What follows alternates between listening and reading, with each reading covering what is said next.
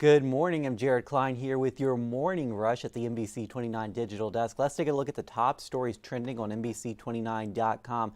Coming in at number one, that police shooting yesterday in Charlottesville. We'll get to that in just a moment. Coming in at number two, emotions run high during a Charlottesville gun violence forum. And then at number three, the beef ministry to expand to 25 counties, including eastern Kentucky. This is a story coming to us out of the Shenandoah Valley.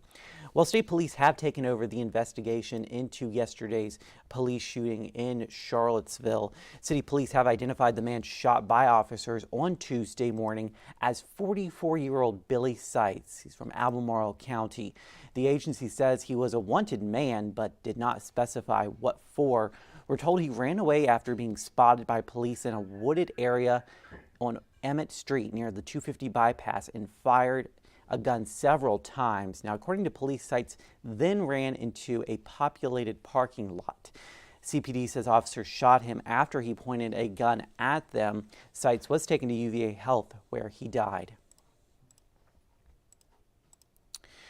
Well, Charlottesville is making sure people losing their emergency SNAP benefits know what to do and where to go for help. The city says to call 211 for a list of resources. The Department of Social Services also has what it calls a street sheet with information about food, medical, and employment resources. Not necessarily meant to provide all of your food, but it was a big help, especially during the pandemic when folks were unemployed and during the time where foods, prices of foods have gone up drastically. And Medicaid changes may also be on the way. In April, cases will start to be re-evaluated again for eligibility. Well, Charlottesville Mayor Lloyd Snook tells us he will seek a second term on City Council. Now, he says he wants to continue the work he started on three main issues. Those are affordable housing, climate change, and the school reconstruction project. Snook says COVID slowed down what the city was able to accomplish during the first part of his current term, but now he says things are back up to speed. In the last year and a half, we've been able to be a lot more productive because we haven't had as much difficulty just communicating. Council right now is communicating very well. We talk to one another, we listen to one another. That's what I ran to do. I want to keep doing that. Mayor Snook has served on council since January 2020, right before the start of the pandemic. Well, this is a huge story, especially if you are an expecting mother. Doctors at UVA Health say that an RSV vaccine could be available for infants as soon as this summer. Now, they say it would be a game changer for pediatric offices and for hospitals. Infectious disease expert Dr. Kosti Sifri says this past year, UVA's pediatric floor was overwhelmed with sick patients. He says the vaccine would be given to pregnant mothers, so the antibodies are passed on to the child to protect them until they're at least 6 months old. The data that was presented showed that the vaccine was about 82% protective against severe RSV for those mothers that received the vaccine compared to those that did not. So, very interesting data, exciting data.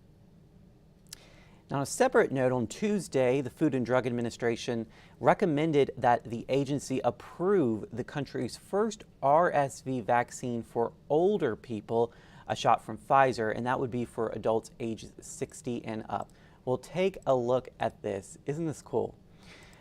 This is a flight that many of us wish we had been on. This is a view from EasyJet Flight 1806 flying over the Northern Lights in Northern Europe on Monday. Passenger Ross Sticka shared these captivating images. He said the pilot flew in a circle to give them a good view of those famed lights. And crew members turned off the cabin lights so everyone could see and enjoy it. Sticka said he and his family were flying to Manchester, England, and they were sitting on the left side and got lots of these pictures. And we are very grateful for that. Very cool pictures coming to us there, and a very unmatched view of the Northern Lights that you don't see every day. All right, well, it is the first day of March, and the month is entering like a lamb this year. Let's send things over now to Josh Fitzpatrick with a look at our forecast for our Wednesday. Well, for the first time in a very long time, we are wrapping up a snowless winter. Hello, I'm Storm Team 29 meteorologist Josh Fitzpatrick. During the winter months of December, January, and February, there was no measurable snow in Charlottesville and a large part of central Virginia. We had some sleet and some freezing rain, but no snow. Typically, we get about 13 inches of an accumulation during those 3 months, and there was no sign of snow anytime soon.